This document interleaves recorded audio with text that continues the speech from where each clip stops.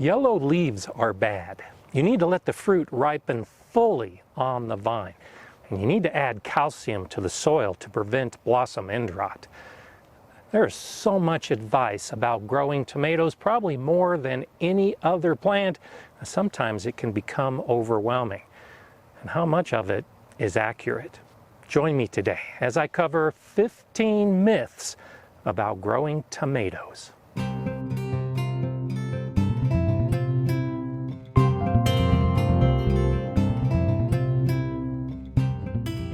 Hi, I'm Gardener Scott, and let's begin with the myth that yellow leaves are bad on your tomato plant.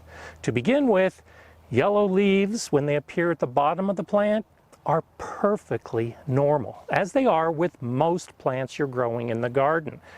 As the tomatoes grow bigger and bigger, the root system may not be able to support the growth of all leaves, and the lower leaves are going to be shaded from the sun.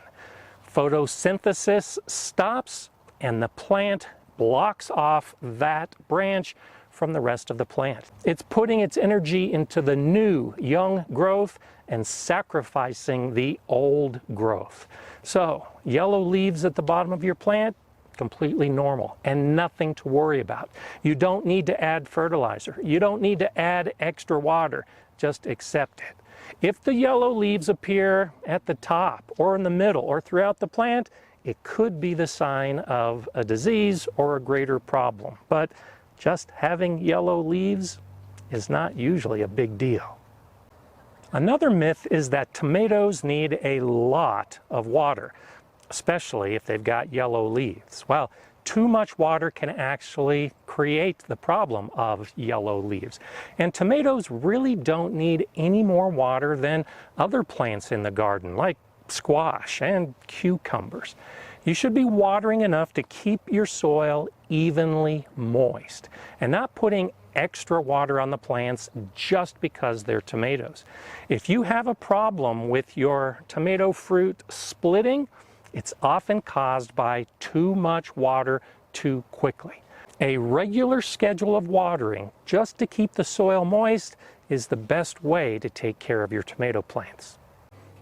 You've probably heard this one too, that the tomato fruit needs direct sun to ripen. And I know gardeners that actually prune off all the leaves to expose the fruit directly to the sun. But that's just not true. In my greenhouse, all these beautiful black cherry tomatoes are actually shaded from the sun through shade cloth and through the density of the plant. The fruit itself doesn't need sun. The leaves, through photosynthesis, are creating the energy that ripens the fruit. So don't over prune just to get sun on the fruit. It can actually cause sun scald, which is like sunburn for tomatoes. You should remove all of the suckers off of your tomato plant because they're stealing energy from the rest of the plant that's going to grow your tomatoes. Well, that myth really isn't needed either. All of the suckers that grow at the junction between the main stem and the side branch do have the potential to grow into completely new plants, long vines, and they will flower and produce more fruit. So if you want a lot of tomatoes, then leave the suckers on the plant, especially if it's a determinate tomato plant. You want to keep as many branches as possible to give you the maximum amount of fruit. Now, I do prune off some of my suckers just to keep the plants under control against my trellis wall. And you could prune your tomatoes down to a single stem, especially if you have a very short season and you want to put all of the plant's energy into a smaller amount of fruit. But that's up to you. Only remove as many suckers as you think are necessary. It's best to let the fruit ripen fully on the vine. Well, that myth isn't necessary either, especially if you're a gardener who's battling squirrels and raccoons and birds and whatever other pests might be eating your tomatoes. Once the tomato begins to change color from green to whatever color it's going to become, you can harvest it. That's called the breaker stage or the breaker point. At that point, harvest it. Take it inside. Allow it to continue ripening on your kitchen counter, and it will ripen. And it'll still have good flavor and good texture, and you don't have to worry about losing it too soon. This next myth is related to the last one, and it's that tomatoes should turn fully red when ripe. Well, that might have been the case when most gardeners were growing nothing but red tomatoes. But nowadays there are so many varieties that don't turn red that it's important to understand what you're growing. Like this one right here. This is a sun gold tomato. This fruit is fully ripe and it's orange. One of my other favorites is black crim. It is a red tomato, but when it's fully ripe, the top of the tomato fruit is actually a dark green. By waiting for it to turn fully red, it actually over-ripens, gets mushy, and can't be eaten. Tomatoes like a lot of sun, and more sun is better. Well, this is a myth that has gotten a lot of gardeners in trouble. Tomatoes, like most of the plants in our vegetable garden, really only need 6 to 8 hours of sunlight a day. And while 8 is probably better than 6, you don't need 12. And you don't need that harsh, direct sunlight during the middle of summer. One of the reasons I like these large hoops over my tomatoes is because I can cover them with shade cloth. I actually block out the harshest sun of the day to avoid damaging the plant. And as I mentioned earlier with sun scald, the fruit can be damaged if it has too much direct sunlight. One of the reasons my black cherries are doing so well in the greenhouse is because they're shaded and they're not getting a lot of direct sun. Have you heard this one? That the tomato flowers need vibration to pollinate, and that a bee's wings are at the perfect frequency of vibration to fertilize the flowers. Well, as I look at this long row of tomatoes, I do see a few bees, but I get regular pollination, not from the bees, but from the wind and from gravity. Tomatoes have what's called a perfect flower. Both the male and the female parts of the flower are present in the same tomato flower. So all it needs is a little jostle in the wind, or that pollen falling and pollinating the flower. It'll pollinate itself. It doesn't need bees, and vibration has nothing to do with it. I know you've heard this one. You need to add calcium to your soil to prevent blossom end rot. And while blossom end rot is a calcium deficiency within the tomato fruit, it is rarely caused by insufficient calcium in the soil. Almost all of our soils have enough calcium, but it needs to be absorbed by the roots and travel up to the fruit. And if the soil is too dry or too wet, that transfer doesn't happen effectively. So the fruit doesn't get the calcium and blossom end rot results. Don't worry about adding calcium to your soil. Instead, be concerned about how you're watering and try to get that consistent, moist soil, and you won't have blossom end rot problems.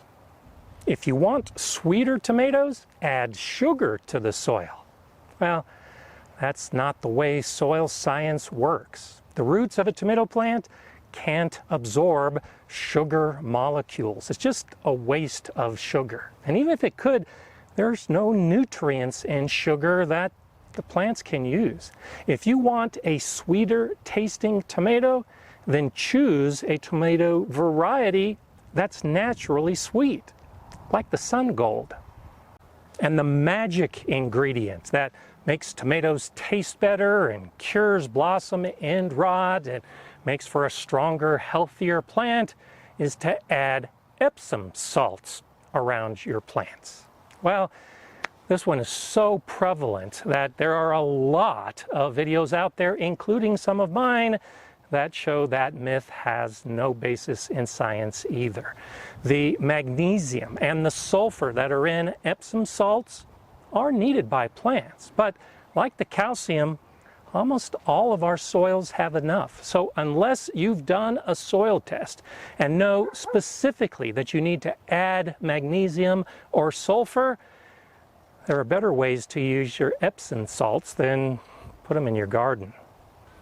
This year I'm growing a lot of paste tomatoes like Roma, an Italian heirloom, and Amish paste, and San Marzano, because I want to make a lot of tomato sauce and tomato paste. But I don't subscribe to the myth that you can only make tomato sauce from paste tomatoes. You can make sauce from any kind of tomato. The reason these varieties in particular are most often used to make the sauce or the tomato paste is because they have more flesh. They have less of the watery inside. You need to cook down the tomatoes to get that sauce and paste, which means that you have to evaporate off the water. So using those waterier tomatoes means more cooking time. Doesn't mean that you can't use them. In fact, the flavors of these are good, but if I want to add some of my favorite flavors to my tomato sauce, like from the black creme, it's okay to do it. It's a myth that you can only use these kind of tomatoes. And it's a good thing that I'm growing all of this basil right next to my tomato plants, right? Because basil will make these tomatoes taste better, as will so many other plants you've heard of that you should use as a companion plant with tomatoes. That's a myth. The basil has no effect on the flavor of these tomatoes. That is determined by the genetics of the variety that I choose. I'm growing all this basil because I love caprese salads. I love to come out, harvest some of my favorite tomatoes, and at the same time harvest fresh basil and take it in for a salad. It has nothing to do with one affecting the flavor of the other. I started all of my tomato plants from seed, but if I wanted, I could prune off one of these suckers and soak it in water or put it into moist soil, and it will grow into a completely new tomato plant, because roots will grow along the stem of the tomato. And no doubt you've heard this. It's those little hairs that grow into roots. Well, that's a myth. Those hairs are not growing into new roots. It's actually cells along the stem in between those hairs. They're called adventitious roots.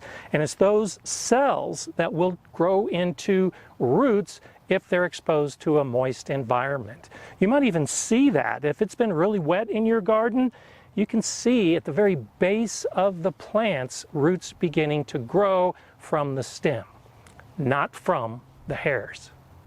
This next one does have some basis in truth, but it's a myth that you should never refrigerate your tomatoes.